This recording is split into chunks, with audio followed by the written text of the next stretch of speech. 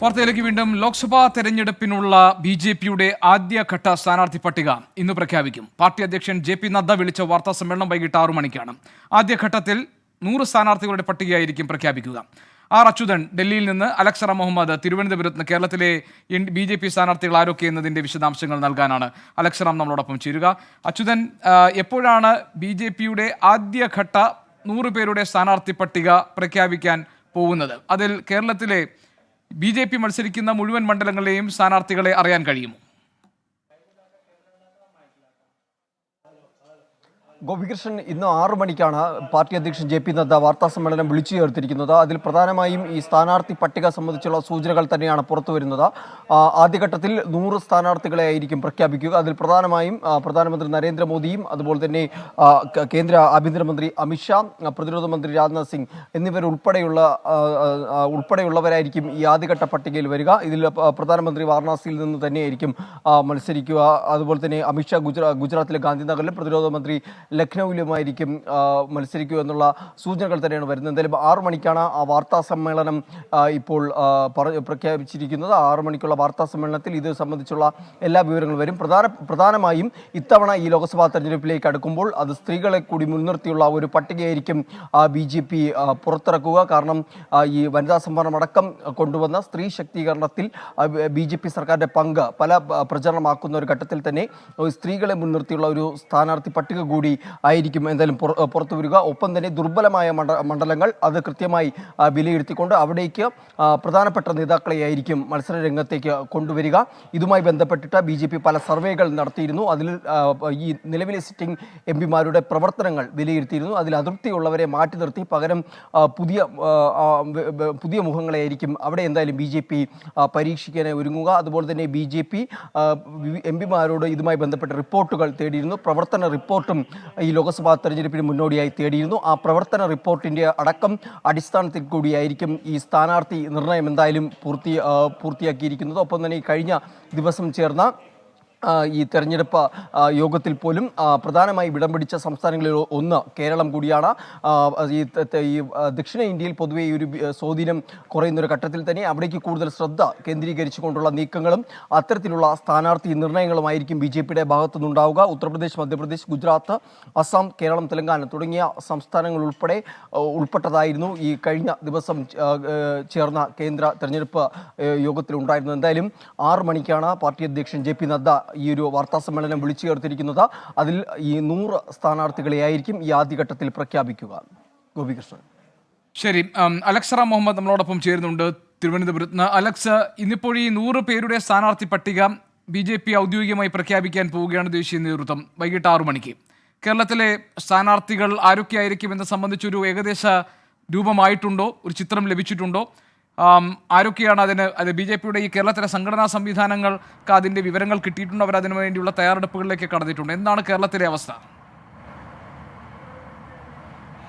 ഗോപി, കേരളത്തിലെ 20 ലോക്സഭാ മണ്ഡലങ്ങളിലും അതിൽ BJP മത്സരിക്കുന്ന 16 മണ്ഡലങ്ങളിലും ആരൊക്കെ മത്സരിക്കണം എന്നത് സംബന്ധിച്ചൊരു ധാരണ എന്നൊരു പട്ടിക സംസ്ഥാന നേതൃത്വം 2 പ്രാവശ്യം ദേശീയ നേതൃത്വം സമീപിച്ച് നൽകിയതാണ്. ഇതിലേറ്റവും പ്രധാനപ്പെട്ട കാര്യം, സംസ്ഥാന നേതൃത്വം ആരുടെ പേര് നൽകിയാലും അത് ദേശീയ നേതൃത്വം പരിശോധിച്ചതിന് ശേഷം മാത്രമായിരിക്കും അന്തിമ അനുമതി നൽകുക. അതിനുശേഷമേ ആ പട്ടികയ്ക്ക് അന്തിമ രൂപമാകൂ എന്നുള്ളതാണ് ഏറ്റവും പ്രധാനപ്പെട്ട കാര്യം. പരിഗണിക്കുന്ന പേരുകൾ ഇങ്ങനെയാണ്. തിരുവനന്തപുരത്ത് ആദ്യ പേരുകാരൻ രാജീവ് ചന്ദ്രശേഖർ തന്നെയാണ്. രാജീവ് ചന്ദ്രശേഖർ തിരുവനന്തപുരത്ത് സ്ഥാനാർത്ഥിയാകുമെന്നുള്ള കാര്യം ഏറെക്കുറെ ഉറപ്പായി കഴിഞ്ഞിട്ടുണ്ട്. അദ്ദേഹത്തിൻ്റെ തെരഞ്ഞെടുപ്പ് പ്രചരണം അടുത്ത ദിവസം തന്നെ ആരംഭിക്കാൻ നേരത്തെ BJP ദേശീയ നേതൃത്വം നിർദ്ദേശം നൽകിയിട്ടുണ്ട്. അതുമായി ബന്ധപ്പെട്ട് രാജീവ് ചന്ദ്രശേഖറിനെ അദ്ദേഹത്തിൻ്റെ വ്യക്തിത്വം എന്താണ് എന്ന് പരിചയപ്പെടുത്തുന്ന മലയാളികൾക്ക്, പ്രത്യേകിച്ച് തിരുവനന്തപുരം ലോക്സഭാ മണ്ഡലത്തിലുള്ളവർക്ക് പരിചയപ്പെടുത്തുന്ന തരത്തിലുള്ള ലഘു വീഡിയോകൾ ഇതിനോടകം BJPയുടെ ഗ്രൂപ്പുകളിൽ നിന്ന് ഷെയർ ചെയ്യപ്പെട്ട് പോയിട്ടുണ്ട്. അത്തരത്തിൽ ഏറെക്കുറെ ഉറപ്പാണ് തിരുവനന്തപുരത്ത് രാജീവ് ചന്ദ്രശേഖർ സ്ഥാനാർത്ഥിയാകും എന്നുള്ള കാര്യം. ആറ്റിങ്ങലിലേക്ക് എത്തിയാൽ കേന്ദ്രമന്ത്രി V മുരളീധരൻ മത്സരിക്കുമെന്നുള്ള കാര്യം ഏറെക്കുറെ ഉറപ്പായിട്ടുള്ള കാര്യമാണ്. V മുരളീധരനായി ഇന്ന് മണ്ഡലങ്ങളുടെ വിവിധ ഇടങ്ങളിൽ പോസ്റ്ററുകൾ പ്രത്യക്ഷപ്പെട്ടിട്ടുണ്ട്. അതുപോലെ തന്നെ V മുരളീധരനായി ചുവരെഴുത്ത് ഇന്നു മുതൽ ആരംഭിച്ചിട്ടുണ്ട്. V മുരളീധരൻ വളരെ നേരത്തെ തന്നെ മണ്ഡലത്തിൽ കേന്ദ്രീകരിച്ചു ക്യാമ്പ് ചെയ്ത് പ്രവർത്തനം നടത്തുന്നുണ്ട്. അത്തരത്തിൽ V മുരളീധരൻ ആറ്റിങ്ങൽ ഉറപ്പിച്ചിട്ടുണ്ട്. കൊല്ലത്ത് ഒരുപക്ഷെ കുമ്മനം രാജശേഖരൻ്റെ പേരാണ് ഉയർന്നു കേൾക്കുന്നത്. ശോഭാ സുരേന്ദ്രൻ കൊല്ലത്ത് മത്സരിച്ചാൽ കൊള്ളാം എന്നൊരാഗ്രഹം ശോഭാ സുരേന്ദ്രൻ പ്രകടിപ്പിച്ചിട്ടുണ്ട്. നേരത്തെ PB ഗോപകുമാർ ശിവകുമാർ, അദ്ദേഹം കൊല്ലത്തെ ജില്ലാ പ്രസിഡന്റായിരുന്നു, അദ്ദേഹത്തെ പരിഗണിച്ചിരുന്നു. പക്ഷേ പ്രധാനപ്പെട്ട ഒരു തീരുമാനം, സംസ്ഥാന പ്രസിഡന്റും ജില്ലാ പ്രസിഡന്റുമാരും തൽക്കാലം മത്സരിക്കേണ്ടതില്ല. കാരണം തെരഞ്ഞെടുപ്പ് പ്രവർത്തനങ്ങൾ ഏകോപിപ്പിക്കുന്നതിന് വേണ്ടി, ആ തെരഞ്ഞെടുപ്പ് പ്രവർത്തനങ്ങൾ ശ്രദ്ധ കൂടുതൽ കേന്ദ്രീകരിക്കുന്നതിന് വേണ്ടി അത്തരമൊരു തീരുമാനം സംസ്ഥാന നേതൃത്വം മുന്നോട്ട് വയ്ക്കുകയായിരുന്നു. അതിൻ്റെ പ്രധാനപ്പെട്ട കാരണം ബിജെപിയുടെ സംസ്ഥാന അധ്യക്ഷൻ കെ സുരേന്ദ്രനോട് പത്തനംതിട്ടയിൽ മത്സരിക്കാൻ ബിജെപിയുടെ ദേശീയ നേതൃത്വം ആവശ്യപ്പെടുന്നു. അദ്ദേഹം നേരത്തെ തന്നെ മത്സരിക്കാൻ ഉള്ള അദ്ദേഹത്തിൻ്റെ വൈമനസ്യം അദ്ദേഹം ദേശീയ നേതൃത്വത്തെ അറിയിച്ചിരുന്നതാണ്. പക്ഷേ പത്തനംതിട്ടയിൽ ഒരു പ്രശ്നം നിലനിന്നിരുന്നു. PC ജോർജിനെ സ്ഥാനാർത്ഥിയാക്കുന്നതുമായി ബന്ധപ്പെട്ട ചർച്ചകൾ അവിടെ സജീവമായി നിലനിന്നിരുന്നു. അതിൽ BJP ഒരു വിഭാഗത്തിന്, സംസ്ഥാന നേതൃത്വത്തിൽ ഒരു വിഭാഗത്തിന് വലിയ എതിർപ്പുണ്ടായിരുന്നു. അത് മാത്രമല്ല BDJSന്റെ എതിർപ്പ് BDJS ബിജെപിയുടെ ദേശീയ നേതൃത്വത്തെ അറിയിക്കുകയും ചെയ്തു. തുടർന്ന് PC ജോർജിനെ അവിടെ നിന്ന് മാറ്റണമെങ്കിൽ പകരം ഒരു പേര് വരണം. അതിന് BJPയുടെ സംസ്ഥാന അധ്യക്ഷന്റെ പേര് മുന്നോട്ട് വരുന്നു. സംസ്ഥാന ഘടകം പകരം മുന്നോട്ട് വെച്ചത് PS ശ്രീധരൻപിള്ളയുടെ പേരാണ്. അങ്ങനെ സജീവമായി പത്തനംതിട്ടയിൽ പരിഗണിക്കുന്ന പേര് PS ശ്രീധരൻപിള്ളയുടെ പേരുണ്ട്. അനിൽ ആന്റണിയുടെ പേര് ഏറ്റവും ഒടുവിലായി ദേശീയ നേതൃത്വം മുന്നോട്ട് വയ്ക്കുന്നുണ്ട്. കുമ്മനം രാജശേഖരന്റെ പേരും പത്തനംതിട്ട മണ്ഡലത്തിൽ സജീവമായി പരിഗണിക്കുന്ന ഒരു പേരാണ്.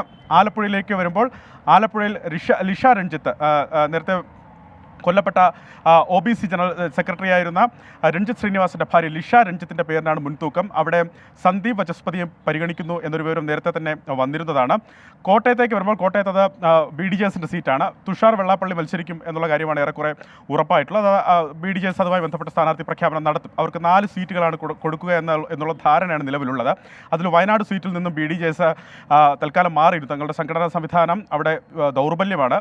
അതുകൊണ്ട് തന്നെ വയനാട് മാറണമെന്ന് BDJSും ആവശ്യപ്പെട്ടിരുന്നു. രാഹുൽ ഗാന്ധി മത്സരിക്കുകയാണെങ്കിൽ ആ സീറ്റ് ഏറ്റെടുക്കുമെന്ന് BJP നേരത്തെ തന്നെ പ്രഖ്യാപിച്ചിരുന്നതുമാണ്. അങ്ങനെ അവർക്ക് നൽകിയ സീറ്റാണ് കോട്ടയം. കോട്ടയത്ത് BDJSന് വേണ്ടി തുഷാർ വെള്ളാപ്പള്ളി സ്ഥാനാർത്ഥിയാകും എന്നുള്ളതാണ് പ്രധാനപ്പെട്ട കാര്യം. ഇടുക്കി സീറ്റും BDJSനുള്ള സീറ്റാണ്. മാവേലിക്കരയും BDJSനുള്ള സീറ്റാണ്. മറ്റൊരു സീറ്റ് ചാലക്കുടിയാണ് BDJS ആവശ്യപ്പെട്ടിട്ടുള്ളത്. പക്ഷേ ഈ ചാലക്കുടി മണ്ഡലവുമായി ബന്ധപ്പെട്ട് ആ സീറ്റ് BJPക്ക് വേണം എന്നൊരാവശ്യം BJP മുന്നോട്ട് വെച്ചിട്ടുണ്ട്. ചാലക്കുടിയിൽ നേരത്തെ പരിഗണിച്ചുകൊണ്ടിരുന്ന പേരുകാർ മേജർ രവിയുടെ പേര്, AN രാധാകൃഷ്ണൻ്റെ പേര്, അതുപോലെ B ഗോപാലകൃഷ്ണൻ തുടങ്ങിയ നേതാക്കളുടെ പേരാണ് ചാലക്കുടി മണ്ഡലത്തിലേക്ക് വേണ്ടി BJP പരിഗണിച്ചിരുന്ന പ്രധാനപ്പെട്ട പേരുകൾ. എറണാകുളത്ത് അനിൽ ആന്റണിയുടെ പേരിനായിരുന്നു മുൻതൂക്കം. അവിടെ TP സിന്ധുമോൾ, വിനീത ഹരിഹരൻ തുടങ്ങിയ വനിതാ നേതാക്കളുടെ പേരുകൾ സജീവമായി പരിഗണിച്ചിരുന്നു. ഇതിലൊരു പ്രധാനപ്പെട്ട കാര്യം, കഴിഞ്ഞ ദിവസം സംസ്ഥാന അധ്യക്ഷനും സംസ്ഥാനത്തെ പ്രധാനപ്പെട്ട നേതാക്കളും ദേശീയ നേതൃത്വമായി ഇതുമായി ബന്ധപ്പെട്ട ചർച്ച നടത്തി, പട്ടിക കൊണ്ടുപോയി. അതിൽ ദേശീയ നേതൃത്വം മുന്നോട്ട് വെച്ച പ്രധാനപ്പെട്ട കാര്യങ്ങളിലൊന്ന് OBC ഏതായാലും സ്ഥാനാർത്ഥി നിർണയം സംബന്ധിച്ച കാര്യങ്ങളിൽ 100 സ്ഥാനാർത്ഥികളുടെ ആദ്യഘട്ട പട്ടികയാണ് BJPയുടെ ദേശീയ നേതൃത്വം ഇന്ന് പ്രഖ്യാപിക്കാൻ പോകുന്നത്. JP നദ്ദ BJPയുടെ സ്ഥാനാർത്ഥി പ്രഖ്യാപനം നടത്തും. വൈകിട്ട് 6 മണിക്കാണ് JP നദ്ദ വിളിച്ചു ചേർത്തിരിക്കുന്ന വാർത്താ സമ്മേളനം നടക്കുക. വിവരങ്ങൾ നൽകുകയായിരുന്നു ഡൽഹിയിൽ നിന്ന് R. അച്യുതൻ, അതോടൊപ്പം തന്നെ തിരുവനന്തപുരത്ത് നിന്ന് അലക്സറ മുഹമ്മദ്.